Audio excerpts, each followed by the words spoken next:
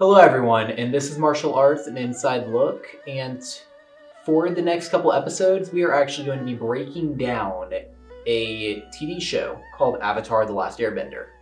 My name is Tyler Bryson. I will be your host, and my background as a martial artist is originally in Okinawan karate, and recently I have transitioned over to studying Kung Fu.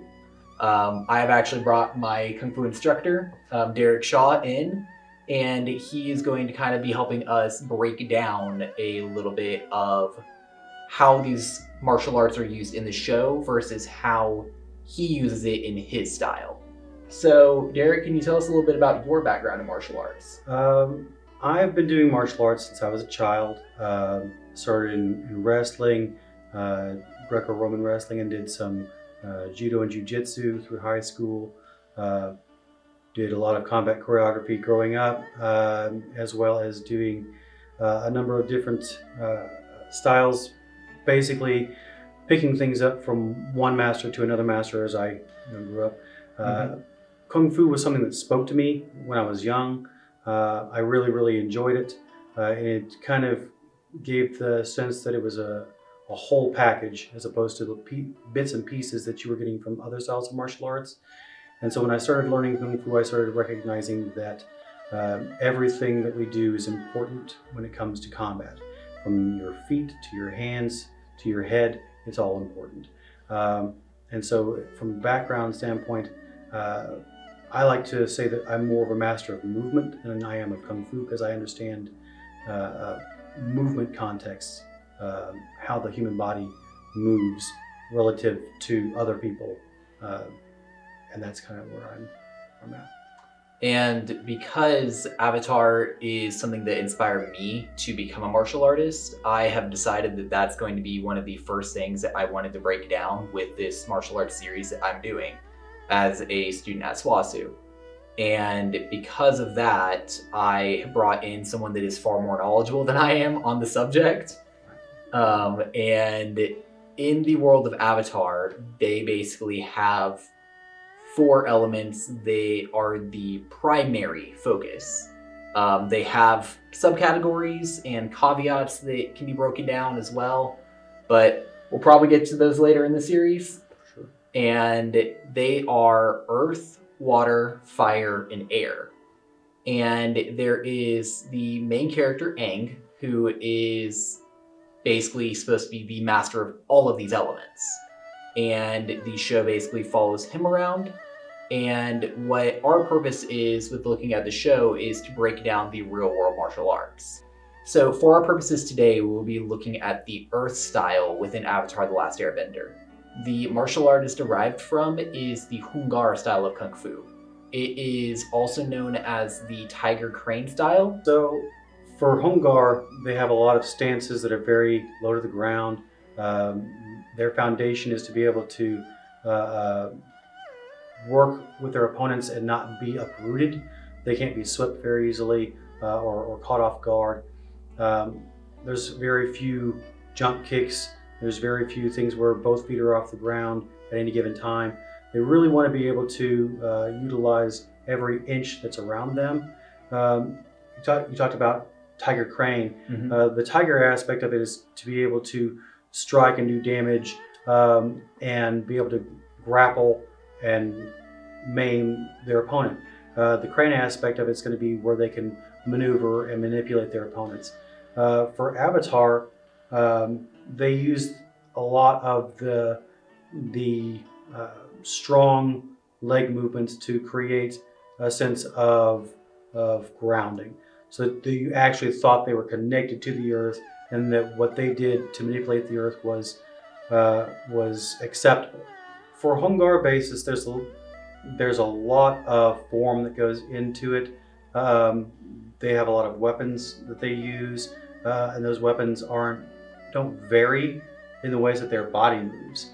So they will have forms that they use, and then the weapons will just work alongside what they've already done with their foundation. And the elements in Avatar are kind of the same way. The movements that they use in Hung Gar effectively relate to how the earth moves, because of how the energy that they move is used. When they stomp on the ground, you can see a boulder come up. When they kind of slide their feet around, you can see the earth being displaced around them.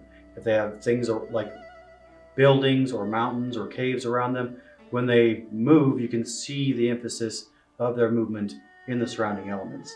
And that's not just for earth, that's for the other elements as well. You can see the displacement while their bodies are moving. So how and what is your earth style based off of?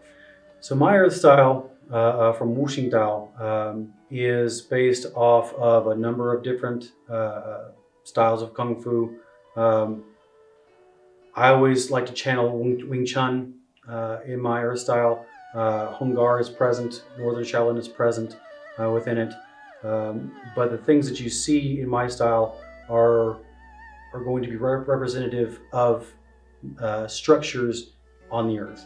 So as opposed to the show where they use their movements to manipulate the earth around them, we use the earth as a representation of the stances and techniques that we use.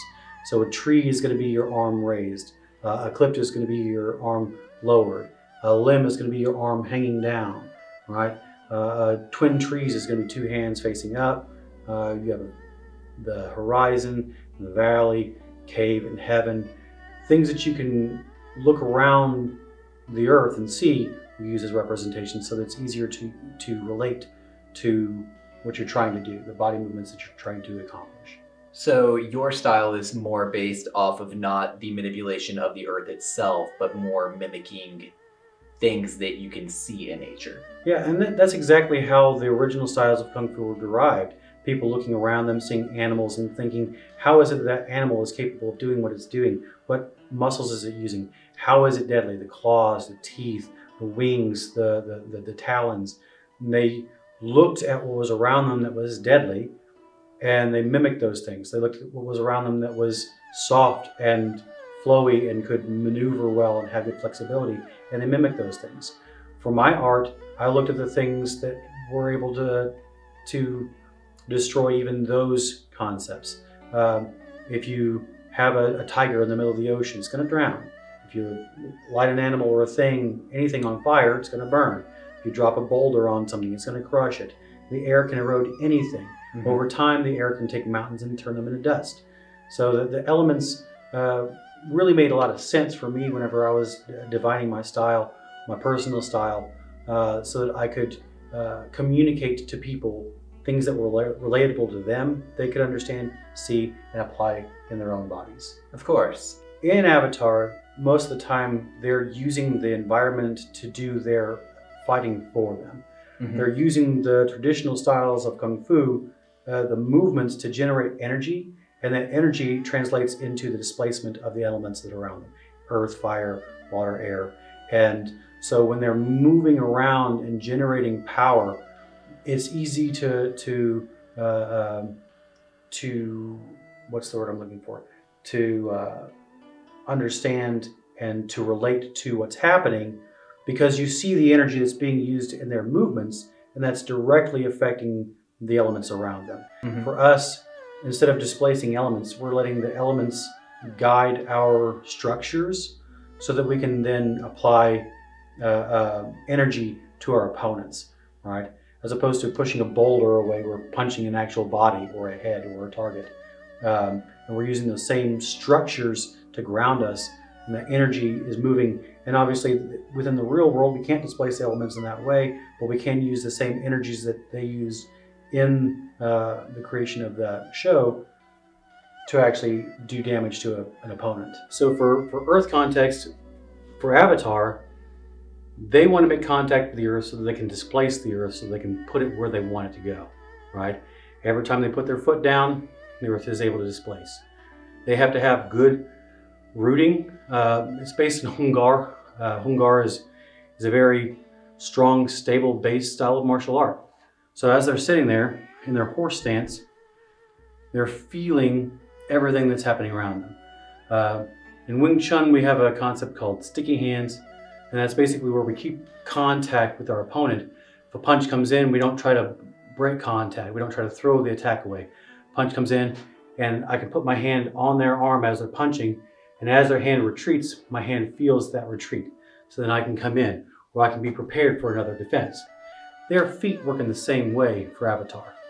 When they're on the ground, they can feel the steps around them because they're connected to the earth. Although Hung Gar and Waxing Tao are fundamentally different, each brings us one step closer to being able to earthbend in real life. Thanks for watching.